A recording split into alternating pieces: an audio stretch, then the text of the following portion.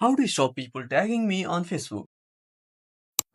Hi everyone, this is Max. I hope you are doing well, so let's start without wasting time.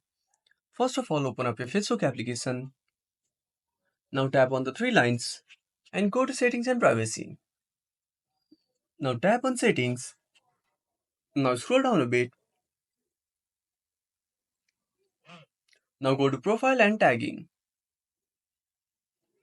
Now select Who can post on your profile and select Only Me.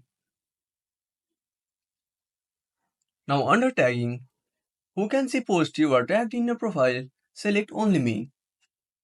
Again, when you are tagged in a post, who do you want to add to the audience of the post if they can't already see it?